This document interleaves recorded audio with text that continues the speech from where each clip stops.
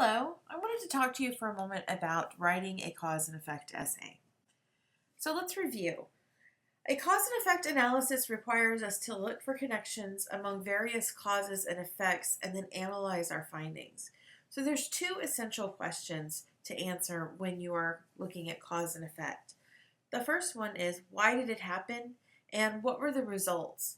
The most effective causal analysis of results come from finding the remote causes as well as the ones that are more immediate. So you always want to look for something that is not something you can directly pinpoint as the cause, but as something that can also add to it. A causal chain occurs when the result of one action is the cause of another.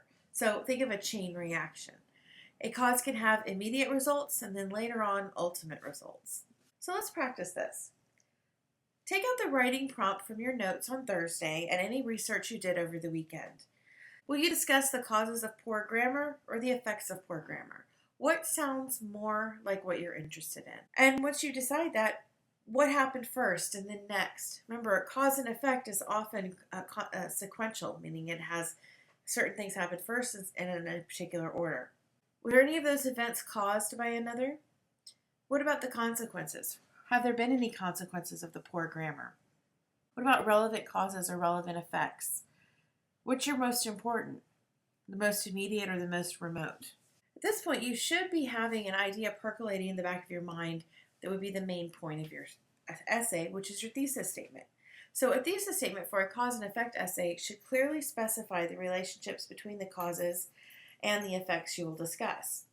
It must directly answer the writing prompt. So here's an example of a cause and effect thesis. The problem of obesity in America is directly related to the poor eating habits and a sedentary lifestyle. Notice that the thesis statement itself in a cause and effect essay does not usually use the words cause and effect. It uses other words that indicate the relationship or the root causes of something. Every thesis you write must be able to be supported by 3 points. So think about the writing prompt, which in short is write a cause and effect essay identifying the causes of poor grammar or the effects of poor grammar. Or you could do a combination of the two. So based on your research that you did over the weekend, what are 3 causes or effects of poor grammar? Jot those down. Does your thesis actually summarize these 3 points? Despite the apparent complexity of a cause and effect essay, it's relatively simple to organize. The introduction has 3 parts: the hook and background information that gives you enough information to link the hook to the clearly written thesis statement. The body of the paper explores causes, effects, or both causes and effects in a carefully planned progression. And then lastly, the conclusion summarizes the main points of the paper and paraphrases the thesis statement. Although cause and effect essays follow a logical order, their structure can be quite complex. For example, any particular situation will often have numerous causes and many different effects. Your job is to identify all these elements, including their relationship with each other as they begin to write. So if you look at the chart on the right side of the screen, you see causes, effects or causes, and then effects.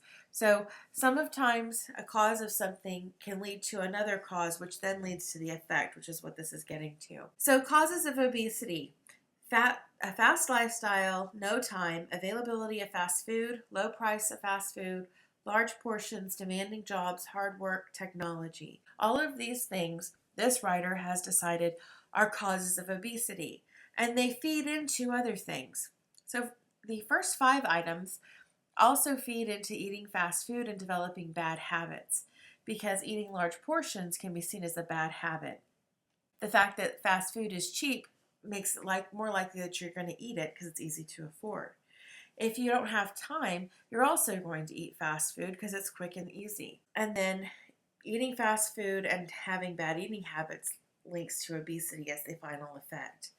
The bottom 3 items, demanding jobs, hard work, and technology, also feed into a fast lifestyle and one where we have little to no exercise.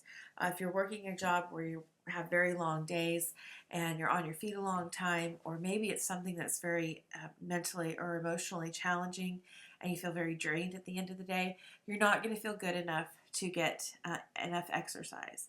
If you have a sedentary type job where you're working at a desk all the time, you don't have the opportunity to move around. So that can also lead to obesity because the more calories you eat, if you don't burn them, it creates fat. So how do you organize your essay? After you have identified the cause and effect relationships for your essay, you're ready to organize your ideas. You can discuss causes, effects, or both in any of the sequences that I've listed below. For example, you could start chronologically. So begin with the causes and lead to the effects. This is called a causal chain, like a chain reaction. One thing happens first, and then second, third, and so on. You could go from one extreme to the other, or from least important to most important. You can go from a more remote cause to a more immediate cause. You could also look at the most obvious to the least obvious, or the least obvious to the most obvious causes or effects. It's very important to avoid errors in reasoning, though. In cause and effect reasoning, it's a fallacy to link events just because one comes after the other, when there's really no causal relationship between the two of them. So, for example, just because Jason always wakes up before the sun rises does not mean that the sun rises because Jason wakes up. It's just a pattern. The two occasions are not actually linked in a causal relationship. So here are some essentials for writing cause and effect. And this is one way to check yourself as you're going through it. Look at the purpose. What exactly are you trying to accomplish? In this essay, you're trying to accomplish showing the causes or effects of poor grammar on either, you can do it by education or in the greater workforce. You want to look at all the relevant causes. So what are the causes involved? Label them immediate or remote. This helps a lot of times if you'll draw it with arrows. All relevant effects. So what are the related results? Label those immediate or ultimate. Concrete evidence. What concrete evidence makes your points most effective? So you'll be looking in your articles at this point, things that will help you support what you're saying. Valid conclusions. What legitimate conclusions can you draw from evidence? Once you've got your sources and you're trying to pull them together, and you have a general idea of what your thesis is going to look like, you can start your paper. Write your working thesis, and a lot of times this one will be kind of rough. Remember, a thesis is something that happens in progression. Every introduction must begin with an attention getter, so they are interested to read on. If you forget the part about getting the reader's attention, the paper kind of falls flat and the reader doesn't want to go on. Then you need to introduce the reader to your topic. Give a little bit of background information. Why are you writing about the causes and effects of poor grammar on education or poor grammar on the workforce? And then that would lead directly into your working thesis. Then you will have 3 main sections of your paper. And I do say sections because it's not necessary to have 3 paragraphs. Sometimes you have more paragraphs because sometimes you have more to say about a particular topic. There's a general rule when you're trying to write a body paragraph of an essay. You want to start with your main point, and this main point eventually becomes your topic sentence, and it's something that directly supports the thesis. In that paragraph, you then add textual evidence, and then you explain why you have included that evidence, and that becomes your so what. The main point, so what, meaning how does it relate to your thesis, adding the textual evidence, and then significant commentary on the textual evidence that you added to show us how it links to your thesis and ultimately supports your point. At the end, when you write your conclusion, you want to restate your thesis, but you want to paraphrase it this time. You don't want the exact sentence to appear twice in your paper. And summarize the main points of your paper.